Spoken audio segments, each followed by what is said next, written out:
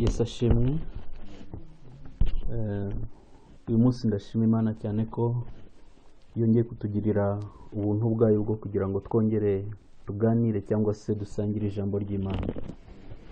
Umugambi w'Imana kuri twe ni ukugira ngo ikomeze yiheshe icyubahiro mu buzima bwacu, cyangwa se ikomeze yiyubahishe uko byamera kose, igihe cyose tukiri hano mu isi, igihe cyose tukiri muri ubu buzima, dukeneye gukomeza kumva no kumvira ijambo ry'Imana ndetse no gukomeza kumva icyo Imana idushakaho. Turashima Imana kubw'uyu munsi, umunsi w'umugisha, umunsi Imana yashimye ko tuganira ku ijambo ryayo. Ijambo ryaremye isi, ijambo ryaturemye, ijambo ryaremye ibyaremwe byose. Muranyemerera uyu munsi turimo tuganira, ndashima Imana ko kugeza uyu munsi bene data turimo dukurikirana cyangwa se turi hamwe muri uyu mwanya. Ndashima Imana ko bamaze kubyitegura, abari kano kanya bareba cyangwa se bakurikirana iri jambo ku buryo bw'ikoranabuhanga. Ndashimira cyane Imana iturinze nk'umuryango, ndashima cyane Imana ikomeje kurinda iteraniro, ndashima Imana ikomeje kurinda umurimo wayo kandi ikomeje kukurinda aho ngaho uri hose ukurikirana iri jambo ry'Imana. Reka dufatanyirize hamwe gushima Imana no kuyerekeza kwishyira mu biganza by'Imana kugira ngo umwuka w'Imana abane natwe kandi atuyobore muri uyu mwanya. Data, mu izina rya Yesu ndagushimye, ndakubashye kandi ngushize hejuru, utwemerere kugira ngo ijambo ryawe tugiye kumva kano kanya rihabwe umwanya mu mitima yacu.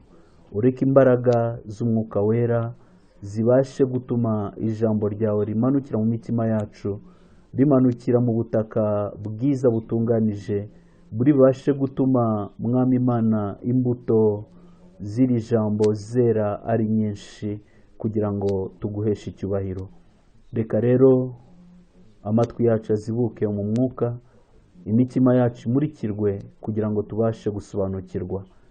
Duheje gukora kose kw'imbaraga mbi mu izina rya Yesu, reka wiyubahishe kandi uganze, icyubahiro ni cyawe mu izina rya Yesu, amen. Dushimye Imana rero kubw'uyu munsi, reka twumve ijambo ry'Imana ry'uyu munsi.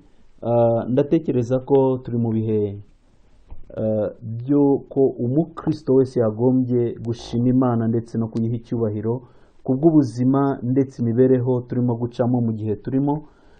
Niyo mpamvu uyu munsi ndimo nsenga kuva ejo bundi, numvise ndimo nemezwa kuza kuganira ku ijambo ry'Imana turi buze gusanga muri Matayo ibice byaho 9. Turaza kuganira ku mirongo 2 migufi. Matayo ibice 9 turasoma umurongo wa 17 ndetse turaza gusoma n'umurongo wa 29. Niyo mirongo 2 turi buganireho. Ku mutwe w'amagambo turize kuganiraho yuko Imana irifuza yuko wategura umwanya w'ibintu bishya mu buzima bwawe. Yesu ashimwe cyane. Niyo mpamvu rero nagira ngo tubanze dusome ibyo byanditswe uko ari bibiri. Matayo 9 umurongo waho wa 17. Reka nsome ngo, kandi ntawusuka vino y'umutobe mu mifuka y'impu ishaje. Uwagira atyo, iyo mifuka yaturika, vino igasandara hasi, imifuka ikononekara. Ahubwo vino y'umutobe isukwa mu mifuka mishya, byombi bikarama. Murongo wa 29. Reka wenda duhere kuri 27 kugira ngo byumvikane neza. Umutwe w'amagambo uravuga ngo, ahumura impumyi ebyiri akiza abarwayi. Maze Yesu avayo, akigenda impumyi ebyiri ziramukurikira zitaka ziti, tubabarire mwene Dawidi. 28. Ageze mu nzu izo mpumyi ziramwegera. Yesu arazibaza ati, mwizeye ko mbishobora? Ziramusubiza ziti, ye databuja. Umurongo 29 ariwo dushaka kuganiraho. Aherako akora ku maso yazo arazibwira ati bibabere nk'uko mwizeye. Amen. Ndagira ngo tuganire ku magambo nk'uko nabivuze, umutwe uvuga ngo tegura umwanya w'ibishya mu buzima bwawe. Gutunganya umwanya w'ibintu bishya ni intego y'Imana mu buzima bwacu, kugira ngo ibashe kubona umwanya ishyiramo ibintu irimo itegura mu buzima bwanjye ndetse n'ubwawe. Unyemerere rero tubashe kumva mu buryo bumwe iri jambo ry'Imana, kugira ngo ribashe kutwubaka ndetse ridufashe guhindura cyangwa se imitekerereze yacu, tubashe no kwakira ibintu bishya Imana irimo idutegurira cyangwa se ibihe birimo bitujyanamo, kuko uko bimeze kose iyi si iracyari muri controle y'ubushake bwuzuye bw'Imana. Ibintu bya kera kenshi bikunda kugira cyane cyane imbaraga zo kudufata kugira ngo tutabirekura. Ariyo mpamvu akenshi usanga umuntu agundira ibintu bya kera adashaka kubivamo, kuko akenshi nibyo abamenyereye. Kuki adashaka kubirekura? Nuko yagize ibihe byiza muri ibyo bihe, wenda tuvuga ko ari ibya kera, ariko nyamara nubwo yagize ibihe byiza, ntabwo bisobanura yuko ibyo bintu bizakomeza kubaho cyangwa se azakomeza kubigendana cyangwa se bizakomeza kumugirira umumaro, kuko hari igihe kigera ibihe bigahindukana n'ibintu, hanyuma ukemera ukaba ugomba, mbese bigagusaba kugira ngo urekure ibya mbere ubashe gusingira ibishya kugira ngo ugendane n'ibishya. Kuko niba umuntu avutse uyu munsi ari umwana, nyuma y'umwaka azakura, nyuma y'imyaka 2 azaba yahindutse, nyuma y'imyaka 3 azaba yagize ikigero cy'imyaka 3, igihe cy'imyaka 10 ntabwo azaba kimeze nk'umwana w'imyaka 2. Nibyo bivuga yuko ubuzima bwawe uko bugenda burushaho kujya imbere, niko nawe ugomba kwemera guhindukana n'ibihe kugira ngo ujyane n'ibigezweho bijyanye n'igihe ugezemo, kugira ngo ukore ibikwiriye bijyanye n'igihe gikwiriye ugezemo. Ibi bintu turabisanga mu buzima bw'imiterere y'umuntu wese. Reka twifashishe wenda urugero rw'intumwa Petero. Petero ni intumwa ikomeye cyane. Yesu ajya kugenda yaravuze ngo Petero, ragira umukumbi wanjye, ragira intama zanjye. Impamvu yamubwiye kuragira intama ze nuko yari yaramutoranije nk'umuntu ugomba gusigarana ubuyobozi bw'itorero nyuma y'uko Yesu Kristo avanwa mu isi. Ariko turabona buryo ki Paulo nawe, ndavuga Petero, yaje kugira ngo yakire impinduka byaramugoye cyane. Impamvu byamugoye nuko yari arimo kuva muri systeme nshya y'imibanire n'Imana, arimo yinjira mu mibanire mishya n'Imana. Imibanire ya kera bari babanye n'Imana, ari Petero, ari Abisiraheli bose bari babanye n'Imana bashingiye ku mategeko. Amategeko yabategekaga yuko uwubaha Imana akubaha amategeko, agakorera mu mategeko, agakora amategeko, uwo niwe witwa ukiranuka. Bivuga ko Imana yagenzuraga gukiranuka k'umuntu, Imana yagenzurana umubano wayo n'umuntu bitewe n'umubare w'amategeko yashyize mu bikorwa. Bisobanura yuko umuntu wese urimo gukora iby'amategeko, uwo niwe witwa gukiranuka. Igihe umuntu yakoraga icyaha, byabaga byoroshye gufata igitambo ukagitegura, wamara kugitegura ukakijyanira umutambyi, wamara kukijyanira umutambyi akakica, amaraso yacyo akayajyana ku gicaniro, ndetse akagira amagambo yatura kugira ngo cya cyaha cyawe wakoze gikurweho n'ariya maraso y'inyamaswa. Mose yazanye amategeko, ayashyiraho, aratunganwa, amategeko yose ashyirwaho. Umuntu wese wumviraga itegeko, uwo niwe witwaga ko yakiranutse kuri iryo tegeko.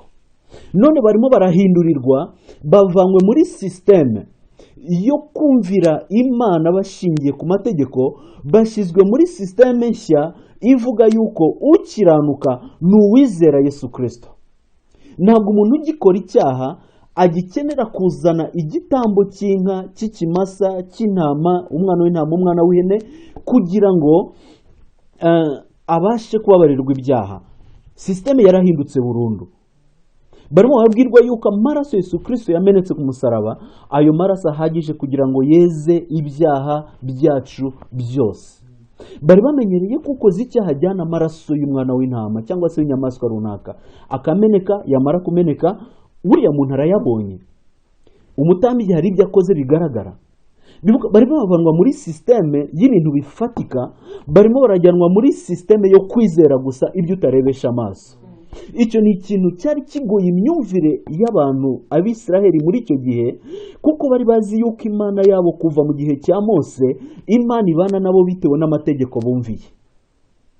Ubu ngubu barabwirwa yuko bamaze kwitwa abakiranutsi biciye mu kwizera gusa amaraso ya Yesu Kristo. Yari sisiteme nshya, yari imikorere mishya ibagoye kumva, ibagoye gusobanukirwa, ari nayo mpamvu ubona imyigishirize yabo yatangiye gusa nk'aho igoranye, kuko bashakaga gufata amategeko bayavange n'ubuntu kugira ngo barebe ko byibuze byajyana. Bagabwira abantu yuko gukizwa ni byiza, kwizera Yesu Kristo ni byiza, ariko nanone no kubaha Imana biciye mu gukebwa k'umubiri nabyo ni byiza, kuko bigaragaza kubaha Imana. Kuri bo kubaha Imana bari bamenyereye gukora ibintu bifatika.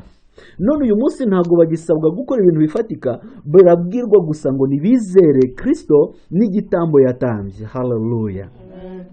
Byari ibintu bihabanye cyane n'imikorere yabo ya kera.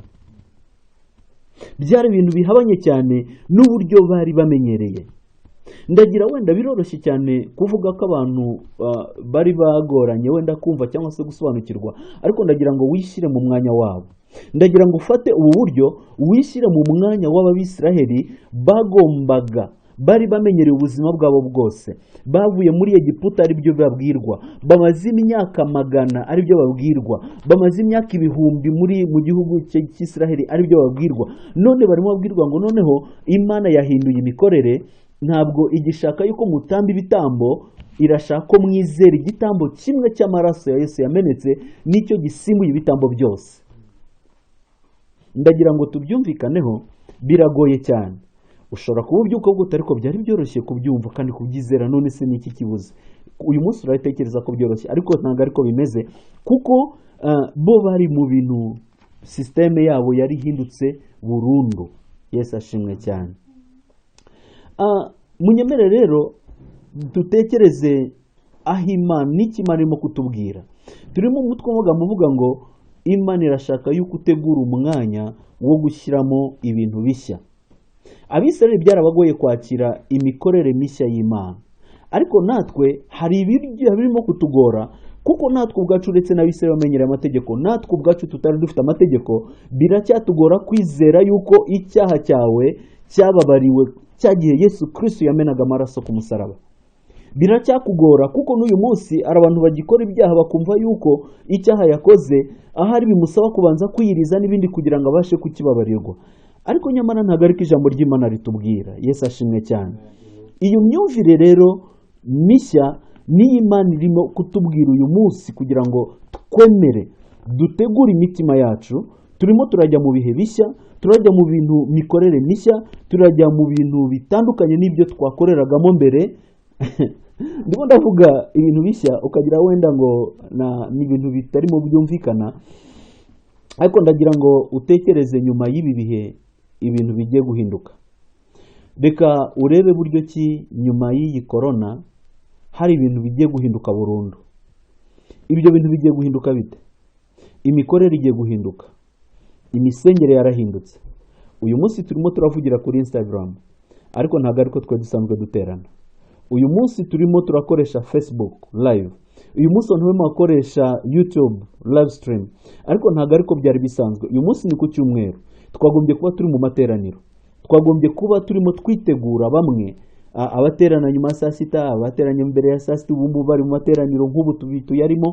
Ariko ndagira ngo twumvikane inshuti y'Imana yuko ibi byose nibigaragaza impinduka z'ibihe, kandi umukristo ndimo ndavugana nawe ngo utegure umutima wawe kwakira impinduka zitandukanye ugiye guhura nazo mu buzima, kuko nutitegura guhura no kwakira izo mpinduka, nudategura umwanya wawe kugira ngo uzakire, bizakugora gufitinga cyangwa se bizakugora kwinjira muri iyi systeme nshya y'imikorere tugiye kwinjiramo cyangwa se twatangiye no kwinjiramo.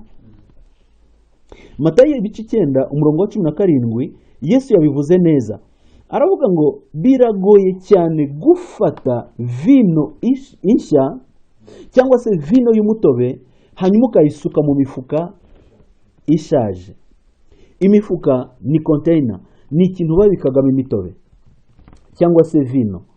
umufuka ushaje icya mbere nuko iyo vino yajyagamo ari nshya, vino nshya irabyimba, ibyimbisha igikoresho yabitswemo. Vino nshya ituma habaho kwaguka. Rero aravuga ati ntabwo bishoboka, nta nubwo bikwiriye yuko abakora abenzi cyangwa se abazi kwenga vino bazi yuko vino nshya buri gihe ikwiye gutunganywa igashyirwa mu mifuka mishya. Ariko uramutse ukoze ikosa ryo gufata vino nshya ukayishyira mu mifuka ishaje, iyo mifuka uba ufite ibyago by'uko iyo vino irameneka, imifuka irasandara. Bivuga ko uratakaza ibintu bibiri icyarimwe, uratakaza vino yawe ugerekeho gutakaza n'imifuka yawe akaba yikoresha ibindi. Vino ishaje ishyirwa mu mifuka ishaje kuko ntabwo iba igikeneye kwaguka. Vino nshya igasukwa mu mifuka mishya kuko vino nshya ifite ubushobozi bwo kwexpandinga, ifite ubushobozi bwo kwaguka, ifite ubushobozi bwo kubyiga umufuka bibitswemo ku buryo iyo mifuka ikwiriye kwaguka byanga bikunze. Ndagira ngo utekereze buryo ki hari abantu kugeza uyu munsi mu bakristo ubuzima bwabo bwahindutse nk'imifuka ishaje. Bwahindutse nk'imifuka ishaje.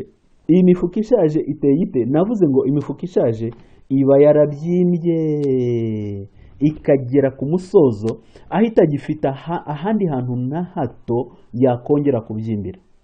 Mu gihe imifuka mishyashya iyo igiwemo ikintu ikabyimba ifite buriya bushobozi bukomeza kubyimba no kwaguka.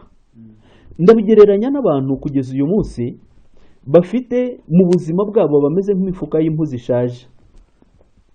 Bisobanura ko ntago bacyaguka. Iyo umubwiye ikintu cy'impinduka arakubwira atoya ibyo gihe byarandenze ntago bikinshobokera, ndashaje, nkoze ibintu binibi, dore ndananiwe, nagombye kuba narabikoze kera, ibyo ni iby'abasore, ibyo ni iby'abantu nkamwe, ibyo ni iby'abantu bameze nk'abariya. Akabyikura akabishyira ku bandi. Kubera iki? Muri we nta kanya ko kwinyagambura kakiriho kuko umutima we wageze ahantu kumpera, wageze aho ugarukira, ntago agishobora kwaguka. Ntibigishoboka yuko agira impinduka n'imwe yakira mu mutima we. Ntibigishoboka yuko byibuze yakwakira ikintu gishya, imikorere mishya, kubyakira biramugora. Iyo igihe habaye impinduka waravuga atoya twebwe twamenyereye gukora muri ubu buryo, twebwe twamenyereye kubigenza gutya, twebwe twamenyereye gutamba ibitambo muri ubu buryo, twebwe twamenyereye gusenga muri ubu buryo, twebwe twamenyereye gutanga amaturo muri ubu buryo, twebwe se twamenyereye kwambara muri ubu buryo. Kubera icyo ushaka kuzana izi mpinduka, kubera icyo ibi ngibi n'inzaduka n'ibi. Imyumvire yabo yarabanye, imyumvire yabo yaragagaye, imyumvire yabo yarashaje, biteye agahinda. Ndetse biranababaje kuba kugeza uyu munsi hari abakozi b'Imana, hari abakristo bakuze, hari abakristo bazi Imana, bakoreye Imana, ariko uyu munsi imitima yabo yaragagaye, ntikibasha kugira ikintu na kimwe gishya yakira. Bene abo ngabo birabavuna cyane. Ikibabaje cyane nanone nuko utamenya ko iyi mifuka ishaje itagifite ubushobozi. Uramubona ni umukristo ariko wamugezaho icyo Imana irimo kuvuga cyangwa se uburyo Imana ishaka ko dukora muri iki gihe, akakubwira atoya ibyo ni ibyanyu, ntabwo ibyo bindeba.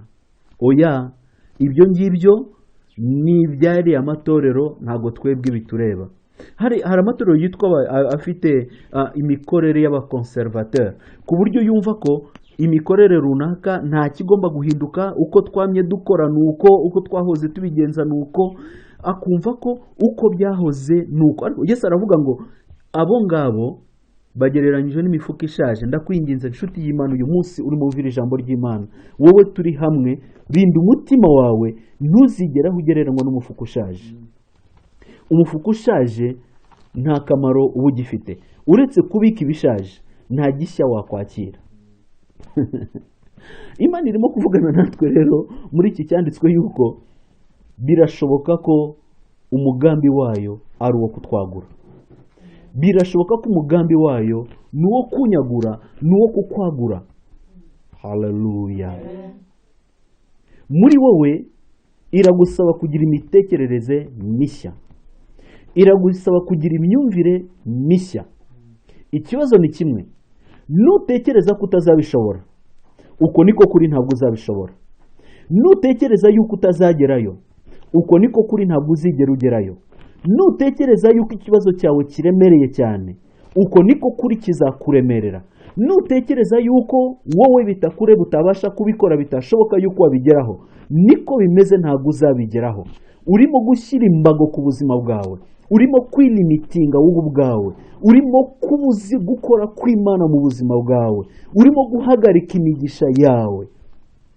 Unyemerere rero uyu munsi kubw'imbabazi z'Imana, niwumvira ijambo ry'Imana, utekereze muri wowe uvuga utari ko ni gute ndimo ntekereza.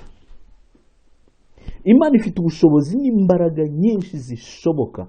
Imana ifite inzira zose, Imana ifite inzira nyinshi zo kukwagura. Ikibazo ni twebwe duhagarika, ni twebwe tulimitinga, ni twebwe tubuza Imana gukora mu buzima bwacu, kuko ubushobozi bwacu bwo kwakira ibishya Imana igambiriye gukora nibyo bizagena ibyo tuzakira guturuka ku Mana. Nugire imitekerereze ifunganye itabasha kwakira umugambi mugari w'Imana wo kwagura itorero, nukomeza kugira imitekerereze ifunganye itabasha kwakira umugambi mugari w'Imana wo kwagura ubuzima bwawe, nukomeza kugira imitekerereze ifunganye utabasha kwakira umugambi wagutse w'Imana wo kwagura business yawe, nudagira imitekerereze yagutse yo kwakira ibintu bishya, imikorere mishya, ibitekerezo bishya, opportunities, amahirwe mashya Imana irimo igenda itanga, nukuri bizakugora kugendana n'umugambi w'Imana ifite mu gihe cya none. Impamvu Yesu ashimwe cyane, dukunda kwihambira, dukunda kuguma mu bintu nyamara kenshi bitaduha n'umusaruro. Ukoresha uburyo bumwe buranze, uragerageje biranze, umusaruro utegereje ntabwo ubayeho, ariko uracyakomeza kubikoresha. Kuki udatekereza guhindura? Kuki udatekereza ko ubwo buryo bushaje? Kuki udatekereza yuko hari ubundi buryo butandukanye n'ubwo ngubwo wakoresha, ugakomeza gukorera Imana, ugakomeza kubaha Imana, ugakomeza gushimisha Imana, ariko udakomeje kwihambira ku bya kera bitagitanga umusaruro? Pawulo yigeze avuga neza, aravuga ati ku bwanjye ntabwo ngitekereza kwihambira ku byahise. Amateka ni amateka, reka mfate amateka nyasiga inyuma, amateka mfashe gukuramo amasomo amfasha gukomeza no kugera imbere kugira ngo ngere ku cy'Imana yanteganirije. Wowe ni gute witeguye? Uramutse ufite igihe cyo kuvoma cyangwa se ufite ikintu ukeneye mu buzima bwawe, ugafata igikoresho, dufata urugero, ukeneye amazi. Amazi ukeneye hari aho ugomba kujya kuhavoma. Tuzi yuko kugira ngo ugende kuvoma amazi ugomba kujyana igikoresho y'amazi uzavoma. Haleluya. Muri Matayo 20:29 Yesu yavuganye n'impumyi zihuye nawe, zamubwira ati mwene Dawidi dutabare. Yesu arazibwira ati ese mu by'ukuri murizera ko mbasha kubikora? Haleluya. Ziramusubiza ziti ye, turabyizeye. Yesu ngahita arambura ikiganza azikoraho, arangera azibwira ati bibabere nk'uko mwizeye. Bivuga ko igipimo cyo kwizera kwabo nicyo cyabagiriwemo, nicyo cyabakorewe. Niba bisobanura ko muri bo, iyo haza kuba umwe muri bo wari muvuga ati mwene Dawidi ntabara dukize, ariko atizeye ko Yesu afite imbaraga zihagije zo kumukiza, ntabwo yari gukira. Ariko kuko bari bafite igipimo cyuzuye cyo kwizera, Yesu aravuga ati kuko mwizeye nimuhabwa ibyo mwizeye. Haleluya. Ese uyu munsi Imana iramitse ikubwira iti habwa ibyo wizeye. Niki wizeye? Haleluya. Ni ikintu giteye ubwoba. Dufite ikibazo mu by'ukuri gikomeye cyane ku isi ya none cy'icyorezo cya coronavirus. Haleluya. Mu by'ukuri wabyanga wabyemera hari impinduka nyinshi zigomba kubaho. Izi mpinduka ziratandukanye. Hari impinduka zizabaho mu bijyanye n'imikorere. Haleluya. Twemere yuko hazabaho igabanywa ry'abakozi. Ese wizeye iki? Wizeye ko nawe uzaba umubare w'abazagabanywa? Harazabaho imiterere itandukanye y'akazi y'uburyo twakoraga. Ese wizeye ute? Wizeye ko izo mpinduka zo mu kazi, imiterere y'akazi izakugiraho ingaruka mbi cyangwa ingaruka nziza? Tuzi neza yuko hari imishahara igiye kuzarivayizingwa, imishahara igiye kuzasubirwamo, hari abazagabanyirizwa imishahara. Wizeye iki muri iki gihe? Hari uburyo butandukanye bwo gukora imikorere itandukanye. Business zizahindura imiterere n'imikorere. Yesu ashimwe. Ku basenga, ku bashumba, ku matorero, ku bakristo, imiterere y'amateraniro imaze guhinduka. Nabivuze uyu munsi turimo turateranira kuri Instagram. Ese wizeye iki? Bizatanga umusaruro cyangwa ntawe? Cyangwa uri muri bandi bavuga ngo aha yewe reka turebe wenda ubusi bizatugeza he koko? Uyu munsi Yesu aramutse akubajije ati, cyangwa se aramutse asubije akavuga ati bikubere nk'uko wizeye, bikubere nk'uko wizeye, niki wakwakira? Niki wizeye uyu minsi ya none? Wuzuye ubwoba yuko nyuma ya corona hazabaho ubukene bukabije? Niba ari ukubyizeye bizakubera bityo. Wizeye yuko nyuma y'iyi corona imiterere ya business yawe izaguka? Yes, niba ari kubyizeye reka bari ko bikubera, kuko Imana yacu irashoboye. Wizeye ko nyuma y'aka kazi nibizaba ngombwa yuko hagira abagabanuka, wowe utazaba mu mubare w'abagabanywa mu bakozi? Niba ari ukubyizeye reka bikubere bityo. Wizeye yuko nyuma y'ubi bihe imiterere y'akazi, uri umushomeri, none se twabuze akazi kagihari nta corona iratera, none ibintu birahindutse, ese akazi kazavahe? Wizeye ko nyuma y'ibi bihe n'akazi kuba kundi Imana kazakomeza kakaboneka? Niba ari ukubyizeye reka bari uko bikubera mu izina rya Yesu. Haleluya, haleluya. Witeguye iki? Witeguye ute kugera mu bihe bitandukanye n'ibyo turimo ubu ngubu? Matayo ibice 9 umurongo wa 17 dusubiyeho, Yesu aravuze ngo ntabwo byashoboka yuko vino nshya yasukwa mu mifuko ishaje. Nabivuze impamvu imifuka itagomba gusukwamo iyi vino nshya nuko ishaje nyine nta bushobozi ifite. Haleluya. Imifuka mishya ifite ubushobozi bwo kwihanganira pressure, imbaraga, igitutu, kubyigwa n'iriya vino nshya. Imbaraga, kwihangana kw'iriya mifuka niko gutuma vino itameneka. Ikitonderwa ngira ngo ukurikire neza, mwe urunkurikira kano kanya, ubushobozi bwo kwihanganira ibibazo n'ibigeragezo nizo mbaraga zikugeza ku mugisha uturuka muri byo. Twemere ko nta kimana yemera ko kitugeraho idafite impamvu, kandi twemere yuko byose bifatanyije kuzanira ibyiza bakunda Imana. Ese koko ukunda Imana? Niba uyikunda, emera yuko icyo wari urimo kunyuramo uyu munsi icyo ari cyo cyose gifite umugambi wo kugira ngo kiguzanire ibyiza mu izina rya Yesu. Twese turi abantu, twese reka ntange urugero wenda rw'abantu baterura ibyuma. Abantu bakora umukino wo guterura ibyuma, cyangwa se bano bantu bakora ibintu guterura ibyuma kugira ngo imibiri yabo ikomere cyangwa se igire forme runaka, uko yihanganira pression, Yesu ashimwe, uko yihanganira pression y'icyuma, uko yihanganira uburemere bw'icyuma, iyo arimo yitoza umutoza aramubwira ati terura, agaterura akakigumana hejuru, umwanya yihanganira ashinyirija kuva uburemere, agafunga umwuka, agakora iki, nizo mbaraga zituma inyama ze zirushaho gukomera no kubyimba vuba. Haleluya. Uko wihanganira ibigeragezo niko uzakuramo umusaruro mwiza wo kukuzanira umugisha. Nuko abakristo banone ntabwo tugishaka kunyura mu bigeragezo, ntabwo tugishaka gushinyiriza igihe cyose turimo duca mu bigeragezo, ariko nk'uko uriya mufuka urimo vino nshya urimo wihanganira kubyigwa na vino, niko n'umukristo akwiye kwihanganira kubyigwa n'ibigeragezo. Haleluya. Reka vino nshya ubundi igereranywa n'ikigeragezo.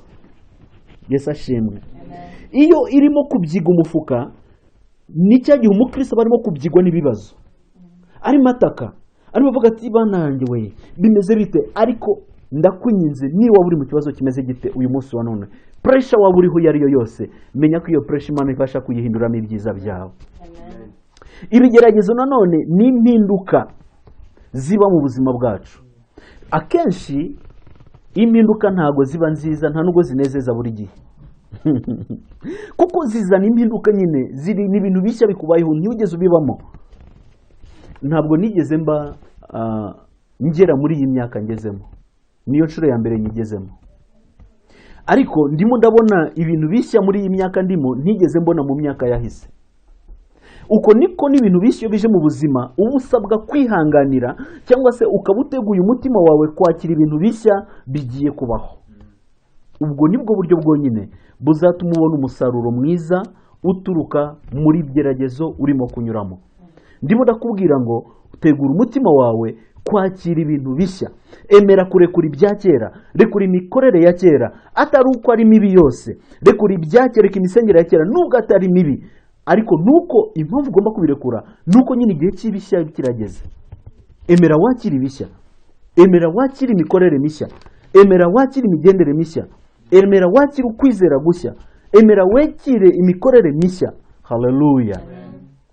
Tuzi ko iyo umuntu ari muri Kristo Yesu ngo wabaye icyaremwe gishya. Icyaremwe gishya kijyana n'ibintu bishya. Muri Kristo Yesu duhora duhinduka bashya umunsi ku wundi. Haleluya.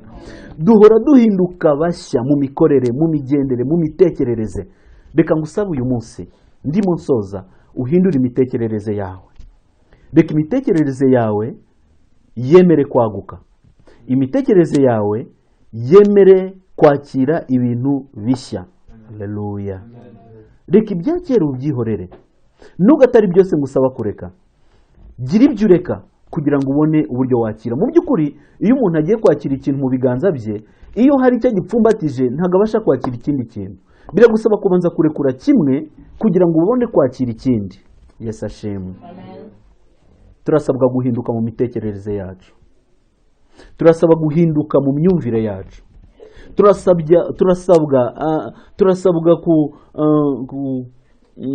kugira imitekerereze yemera kwakira impinduka nshya kugira ngo imikorere mishya ibe mu buzima bwacu. Niba turi ibyaremwe bishya, reka duhinduke bashya umunsi ku wundi. Kandi umuntu uhinduka mushya umunsi ku wundi ni umuntu wemera kwakira ibintu bishya n'impinduka nshya umunsi ku wundi, azi ko impinduka iyo ari yo yose uko yamera kose ifite umugambi imbere y'Imana wo kumuzanira ibyiza.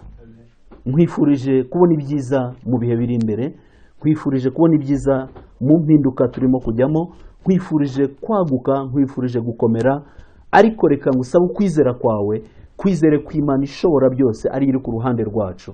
Tuzakomera, tuzatera imbere, tuzaguka, tuzakorera Imana, tuzagera ku masezerano yose y'Imana kuko ari Imana yavuze, tutitaye ku mpinduka n'ibirimo kubaho byose, kuko Imana yacu atari umwana w'umuntu ngo ibeshye. Imana iguha umugisha. Reka dusenge.